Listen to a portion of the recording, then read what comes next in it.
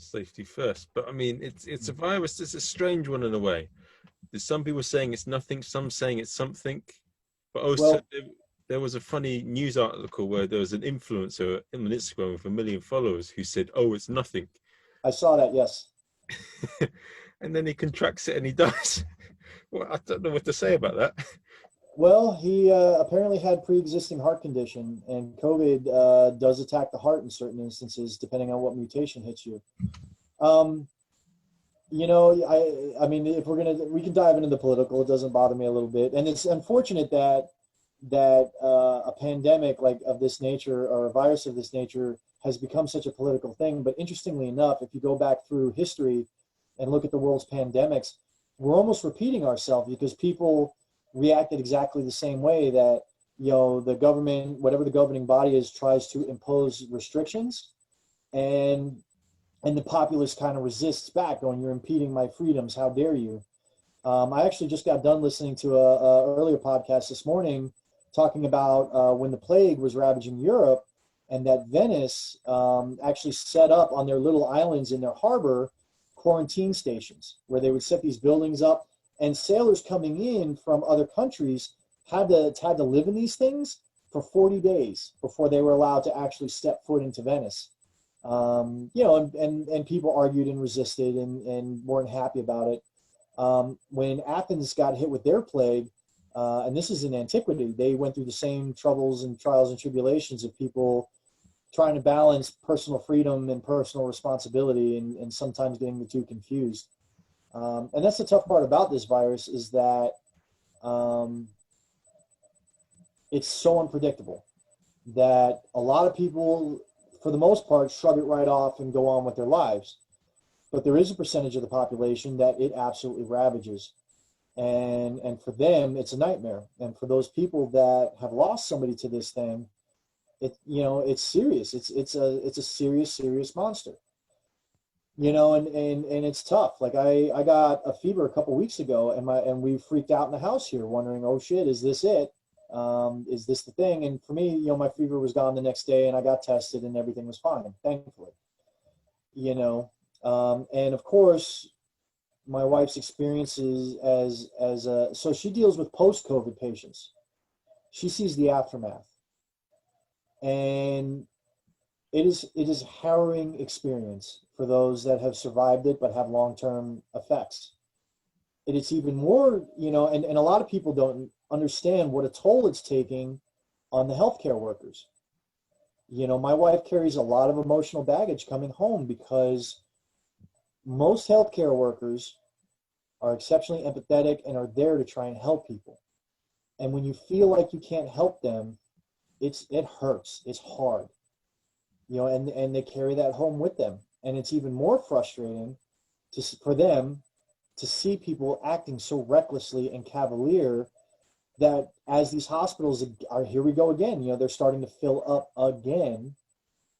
And yet something as simple as wearing a mask is like a massive issue, when masks have the possibility to reduce the severity on several fronts. That either you avoid the infection entirely, or if you do get infected, the viral load is reduced, that your probability to survive this is increased. But yet, all people want to scream about is their freedoms. Like, I train jiu-jitsu in a mask. I train Muay Thai in a mask. I do full rounds of hard cardio with a mask on. Okay.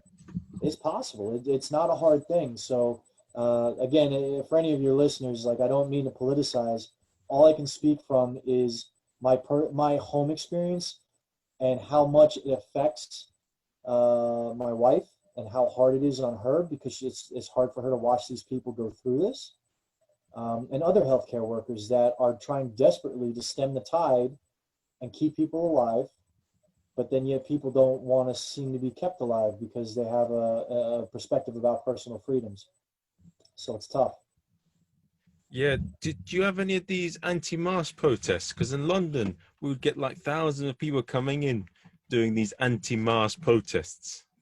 Yeah, I haven't seen them personally. I know in Austin, when a lot of protests broke out over police brutality and BLM and aspects of Antifa, A lot of that happened, but there was also a lot of counter protesting, Trump rallies and anti-mask rallies, as you're describing.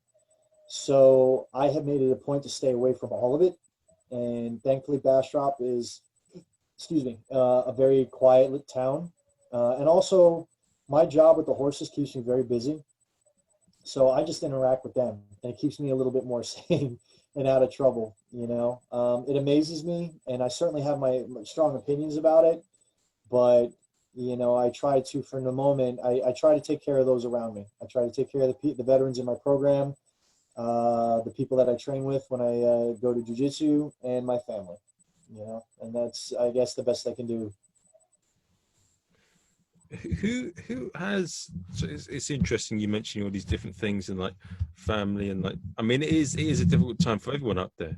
Mm-hmm. And who do you look as an example during these difficult times, like a As hero? far as what, like a mentor to myself personally, or just like a political figure, or Like a mentor in terms of like handling these difficult situations to help you go through it? so my professor, which black belts in jujitsu are referred to as professors. So the gentleman I train with here, Alex, I look up to him a little bit, and he definitely like has the mindset of living without fear, like acknowledging that the virus is real, but I'm still going to try and live my life. But then some of the guys that I train the horses with, and work with them, one of them is a medical professional, so we'll talk about it a little bit. Honestly, my wife and I try to take information from various sources, and then together we try to make the best decision we can for ourselves to not necessarily live in fear, but also live responsibly to make sure that we're protecting ourselves as best we can and also protecting others. So like right now, like I love training jujitsu, but I only go 2 nights a week just so that way I can train a little bit and maybe reduce my chances of coming into contact with the disease. But thankfully, like our gym, we do temperature checks, and if you feel remotely sick, don't show up and things of that sort. But still, I fully acknowledge that I am making the active choice to take a risk. But I also, like, we train with our masks on. We don't, we're not sitting in an enclosed building without any protection or whatever. So I try to mitigate the risk as best I can. Like we choose to send our daughter to an outdoor school because, again, it's well ventilated. They have COVID policies in place that we think are good. And, it's very important for my daughter to have the ability to interact with other kids, and as it is for any child. But if she was a student in a school right now, I probably wouldn't send her because of the enclosed space, high number of kids, tightly packed together, and that concerns me. So, like I say, we try to weigh and measure.